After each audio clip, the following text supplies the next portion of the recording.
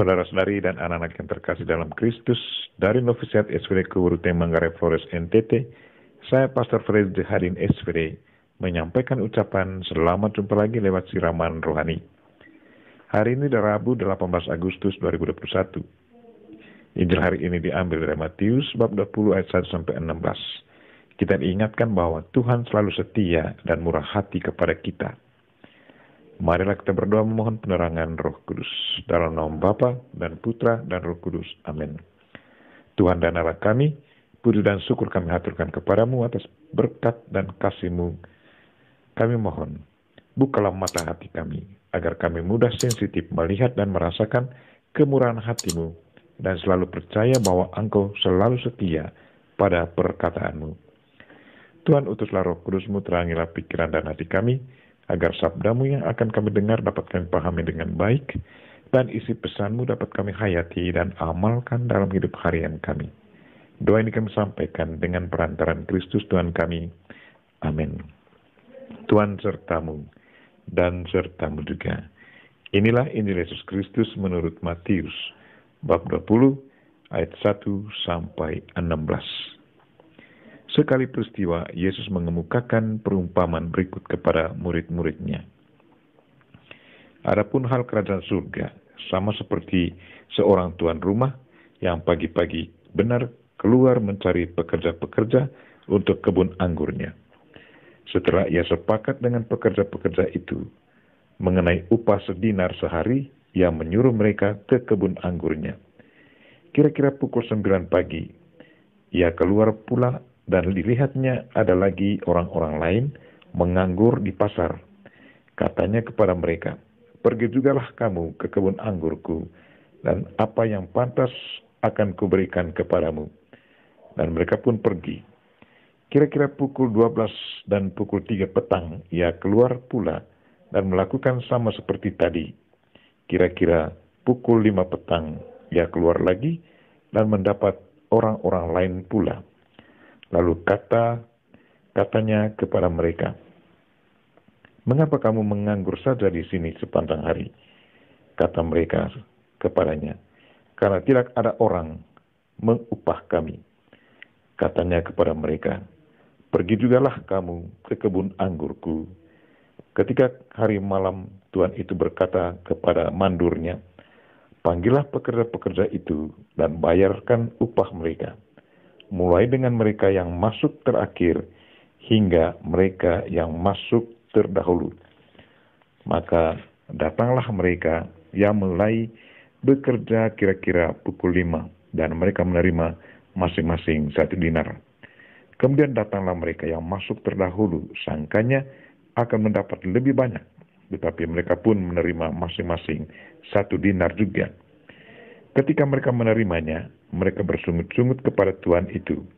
Katanya, "Mereka yang masuk terakhir ini hanya bekerja 1 jam, dan engkau menyamakan mereka dengan kami yang sehari suntuk bekerja berat dan menanggung panas terik matahari." Tetapi tuan itu menjawab seorang dari mereka, "Saudara, aku tidak berlaku tidak adil terhadap engkau. Bukankah kita telah sepakat sedinar sehari? Ambillah bagianmu dan pergilah. Aku mau memberikan kepada orang yang masuk terakhir ini sama seperti kepadamu. Tidakkah aku bebas menggunakan milikku menurut kehendak hatiku? Atau iri hatikah engkau karena aku murah hati?" Demikianlah orang yang terakhir akan menjadi yang terdahulu, dan yang terdahulu akan menjadi yang terakhir. Demikianlah Injil Tuhan. Terpujilah Kristus. Saudara-saudari dan anak-anak yang terkasih dalam Kristus, tema renungan kita hari ini ialah Tuhan selalu setia dan murah hati kepada kita. Secara sepintas, tingkah laku dari tuan rumah dalam Injil hari ini kelihatannya tidak adil. Dia memberi gaji secara tidak adil. Orang yang bekerja sepanjang hari dan orang yang bekerja cuma sejam saja, tapi upahnya sama, yaitu 1 dinar. Apakah memang tuan rumah itu tidak adil? Sesungguhnya tidak. Tuan rumah tetap berlaku adil karena dia tetap menjaga perjanjian, yaitu upah sedinar sehari. Lewat Injil hari ini, kita bisa belajar betapa setianya Tuhan dan betapa murah hatinya Dia. Dia tidak bertindak di luar perjanjian, tetapi tetap memperhatikan isi perjanjian.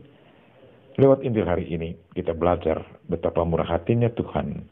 Di mata Tuhan tidak ada perbedaan.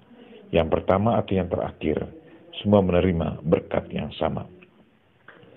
Saudara-saudari dan anak-anak yang terkasih dalam Kristus, latar belakang Injil hari ini sesungguhnya mau menceritakan konsep pemikiran orang Israel, umat pilihan Tuhan. Mereka selalu merasa bahwa di mata Tuhan mereka adalah orang yang patut diperlakukan beda dari bangsa lain. Mereka selalu menganggap diri nomor satu dan harus mendapat perlakuan berbeda. Mereka selalu harus dihormati. Benar bahwa mereka sudah bekerja untuk Tuhan, tetapi tentang upah dan berkat Tuhan sesungguhnya bergantung pada Tuhan yang menentukan. Yang memberi berkat adalah Tuhan. Manusia tidak bisa mendikte Tuhan seberapa banyak berkat yang harus kita wajib terima daripadanya. Kewajiban kita adalah menjalankan tugas dan memohon belas kasihan Tuhan. Yang pasti adalah kita tetap mendapat berkat dan upah dari Tuhan.